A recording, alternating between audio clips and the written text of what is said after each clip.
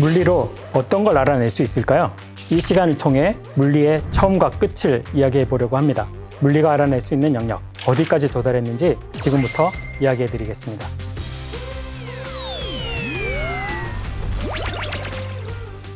저는 입자와 우주를 연구하는 이론물리학자 연세대학교 물리학과 박성찬입니다. 저는 암흑우주연구실이라는 것을 만들어서 운영하고 있는데요. 암흑연구실, 암흑우주연구실이라고 하니까 세상을 정복하려는 그런 집단이 아니냐, 매드 사이언티스트들의 집단이 아니냐 이런 말씀을 하시기도 하는데 그게 아니고요.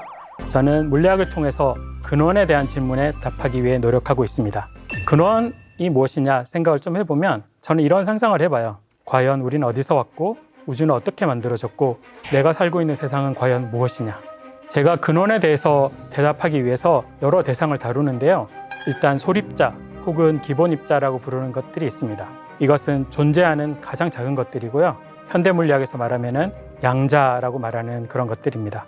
그리고 또 반대편으로 가장 큰 것, 존재하는 가장 큰 것도 저희가 연구하는 대상이 되는데요. 그 대상은 바로 우주 전체입니다. 그래서 소립자로부터 시작을 해서 우주 전체에 이르는 전 범위를 이해하고 싶은 게 제 연구실에서 하는 연구 주제가 되겠습니다. 그리고 현대물리학은 흥미롭게도 가장 작은 물리학과 가장 큰 물리학이 결국 만난다고 말해줍니다. 현대물리학의 범위를 따져보면 지금 사람 크기를 대략 1m라고 하면 1m에서 한 1조 배 작게 한 다음에 한 1000만 배 더 작게 하는 그 정도 크기를 우리가 지금 물리학에서 연구를 하고 있습니다. 그리고 가장 크게는 지금 또 사람의 크기를 기준으로 해보면요. 1조 배 한 다음에 그것을 다시 1조 배 해요. 그런 다음에 그것을 다시 100배 한 정도 크기. 그 정도 크기를 생각을 하면 관측 가능한 우주 전체 크기가 되는데요. 이러한 것을 다룹니다. 그래서 저희가 다루는 물리학의 범위는 작게는 10의 마이너스 19승 미터, 크게는 10의 26승 미터에 이르는 큰 범위를 다루고 있습니다. 하지만 우리는 지금 이미 도달한 이 크기보다 더 작은 길이 그리고 더 큰 우주를 연구하고 싶어 합니다. 더 작은 길이를 보기 위해서는 더 높은 에너지가 필요하고요. 더 큰 영역을 연구하게 되면 사실은 우주에서는 더 과거의 모습을 보게 됩니다. 그런데 가만 생각해 보면 태초의 우주는 매우 작았다고 생각을 해요. 그렇다면 태초에 무슨 일이 있었냐? 우주가 어떻게 탄생해서 어떻게 처음에 그 안에서 모든 것들이 만들어졌을까?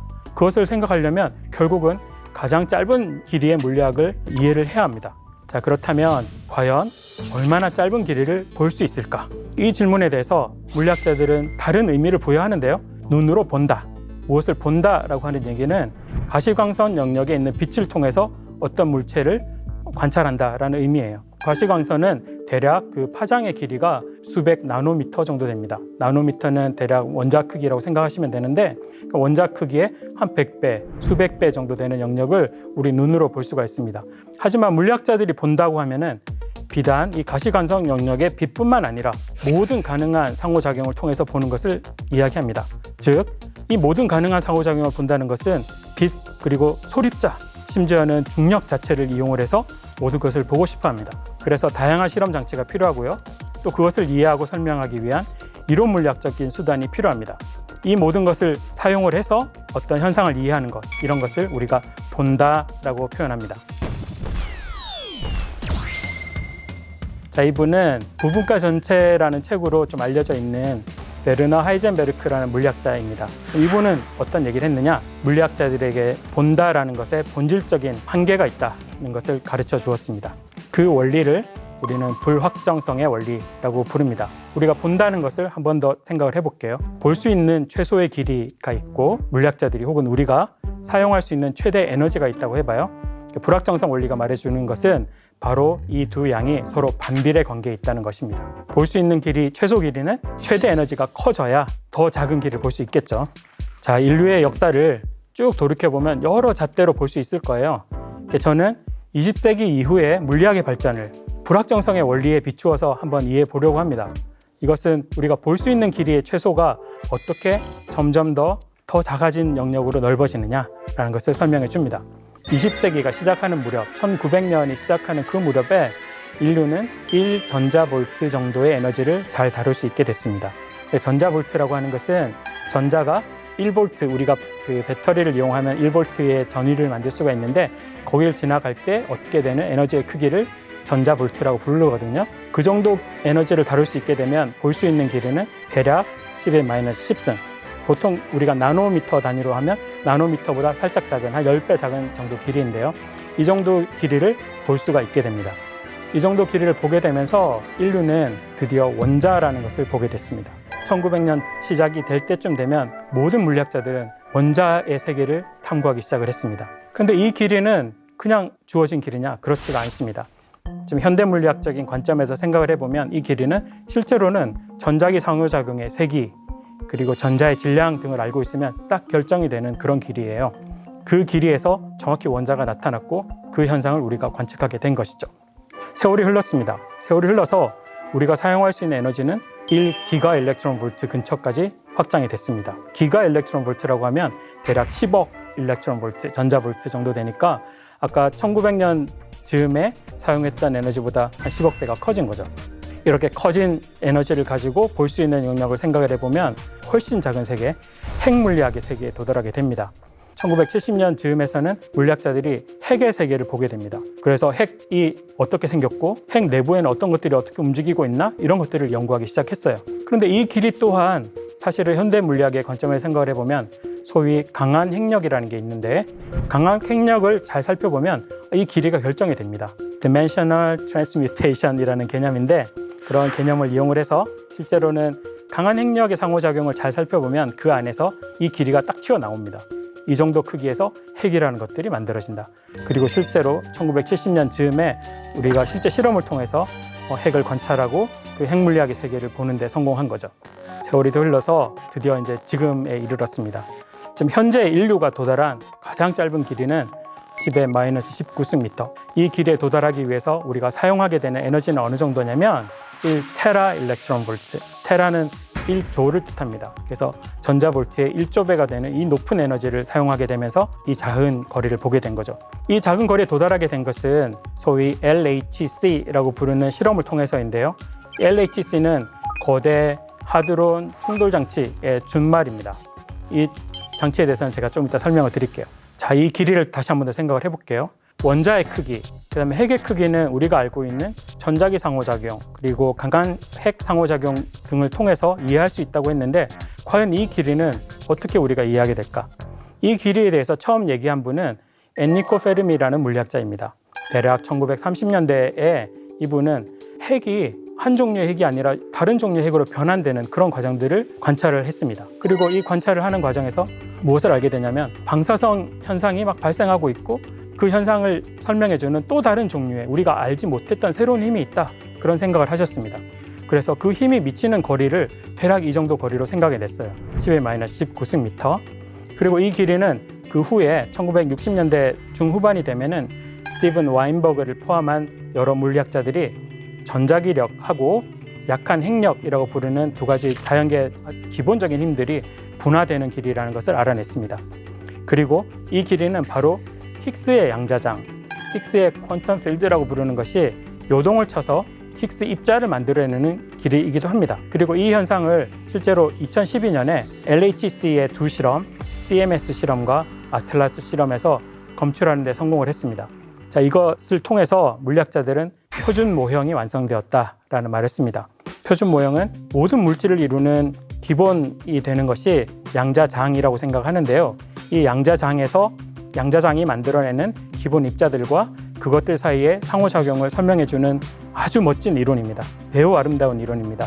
자, 이 표준 모형이 어떤 의미에서는 우리 인류가 얻어낸 가장 진보한 지식의 끝판왕, 이렇게 말을 할 수 있겠습니다. 지식의 지평선이 바로 여기에 있는 거죠. 우리 인류가 어디까지 왔냐? 그러면 저는 이렇게 대답하겠습니다. 표준 모형까지 왔다. 자, 여기 제가 보여드리는 그림은 LHC 실험의 모습을 보여드리고 있습니다. 저기가 바로 이 실험을 주도하는 바로 그 위치입니다. CERN에 가면은 거기에 이제 이론 물리학자들, 실험 물리학자들이 모여 있습니다. 수천 명이 모여 있습니다. 그리고 가장 근본 되는 질문에 대답하기 위해서 노력을 하고 있습니다. 자, 이 크기가 보이시죠? 이 둘레는 27km입니다. 27km면은 사실 굉장히 큰데요. 얼마나 크냐? 자, LHC 실험을 서울에다가 한다라고 생각하면 이 정도 크기입니다. 중심을 대략 시청 근처로 놓고 그렸는데 해보니까 사대문이 다 들어가요. 우리 서울 전체가 포함되는 실험이구나 이렇게 생각하시면 되겠습니다. 이 실험에서 1테라 일렉트론 볼트를 이루었고 이 실험을 통해서 10⁻⁹ 미터를 보게 되었다. 그렇게 생각하시면 되겠죠. 자, LHC 실험이 1테라 일렉트론 볼트 정도, 테라 전자볼트 정도의 에너지를 통해서 10⁻⁹승을 봤다고 했는데 물리학자들은 더 큰 실험을 하고 싶어 합니다. 더 작은 길을 보기 위해서는 더 높은 에너지가 필요하죠. 실제로 지금 제한되고 있는 실험은 유럽과 중국, 일본 등에서 지금 아주 경쟁적으로 제한을 하고 있는데 지금 현재 계획은 2037년 무렵에 100테라 일렉트론 볼트를 다룰 수 있는 실험을 한번 해보자. 그런 계획이 진행 중입니다. 만약에 이 정도 길이에 도달하게 되면 우리가 볼 수 있는 범위는 더 넓어져서 이 정도 에너지가 되면 핵 크기보다 100만 배 작은 크기를 볼 수 있게 될 거라고 생각을 합니다. 현재 우리가 이미 알고 있는 표준 모형보다 더 정밀한 이론을 알 수 있을 걸로 생각을 하고요. 또 힉스를 많이 만들어서 힉스 입자가 만들어내는 물리학이 무엇인지 이런 것들도 더 연구할 수 있을 걸로 기대를 하고 있습니다. 자, LHC 실험하고 100 TeV 에너지를 가지는 실험의 크기를 비교를 해드렸는데요. 지금 LHC는 이미 인류가 만든 가장 큰 실험인데 이거보다 더 큰 실험을 지금 해보겠다는 그런 야심찬 계획인 거죠. 이 실험을 통해서 우리는 궁극의 범위를 더 넓히고 싶습니다. 자, 이 범위가 끝일까요? 그렇지 않습니다. 물리학자들은 더 높은 에너지의 현상을 보는 것에 도전하고 있는데요. 자, 이 실험은 남극에 위치한 실험입니다. 남극에 빙하가 있고 남극 빙하 안에 입자 검출기를 잘 만들어 놓고 거기서 높은 에너지의 물질들을 관찰을 하고 싶습니다. 우주에서 오는 입자를 관찰한다고 해서 우주선이라고 부르는 그런 입자를 관찰하고 싶어 하는데요. 이 실험에서는 특히 우주선 중에서 중성미자를 관찰하고 싶은 그런 실험입니다. 최근에 LHC가 도달했던 에너지보다 대략 1000배 높은 에너지의 현상을 관찰하는 데 성공을 했습니다. 이것을 통해서 작은 길이에서 일어나는 물리학을 이해하는 데 도움이 되겠죠. 그뿐만 아니라 이 입자가 어디서 오느냐 그것을 생각을 해보면 중성미자는 우주 끝판 저 반대편에서도 날아오기 때문에 결국은 우주 전체에 대해서도 이해하게 되는 그런 아주 귀중한 실험이 되겠습니다. 자, 이게 끝이냐? 끝은 아닙니다. 물리학자들은 더 큰 실험을 이미 하기 시작했습니다. 북미 사막에다가 검출 장치를 넓게 배치를 해놓고 높은 에너지의 우주선 입자들을 관찰하려고 하는 그런 실험인데요. 이 실험에서 다루는 에너지는 아까 LHC 에너지보다 1000배 큰 에너지보다도 다시 1000배 큰 그런 큰 에너지의 현상들을 관찰하는 데 성공을 했습니다. 우주에서 입자가 날아오고요. 날아온 입자는 대기에 있는 공기 입자와 충돌하게 됩니다. 그때 충돌하게 되는 신호는 여기 막 쏟아지는 입자들이 보이시나요?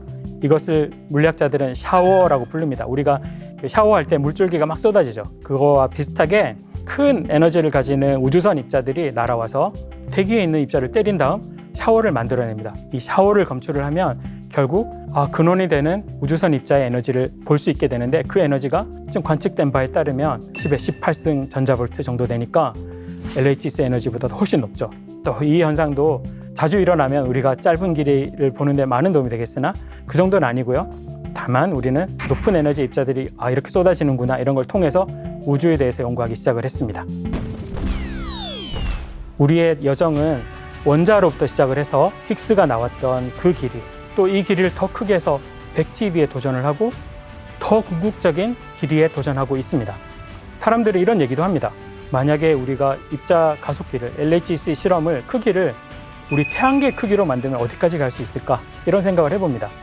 우리가 현재 갖고 있는 기술을 토대로 생각을 해보면 도달할 수 있는 에너지가 10⁻14승 기가 일렉트론 볼트. 이 정도면은 LHC 에너지보다도 1조 배 이상 큰 굉장히 큰 에너지입니다.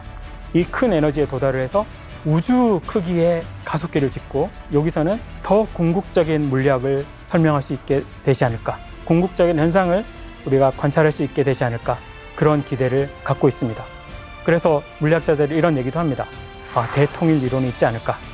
모든 힘이 사실은 근원적인 한 가지 힘이 있었고 그 힘이 분화되어 우리가 보고 있는 자연계의 모든 현상이 생기는 게 아닐까 이런 생각을 하는데요. 그런 대통일 영역을 실험을 통해서 관찰할 수 있지 않을까 그런 기대도 하고 있습니다.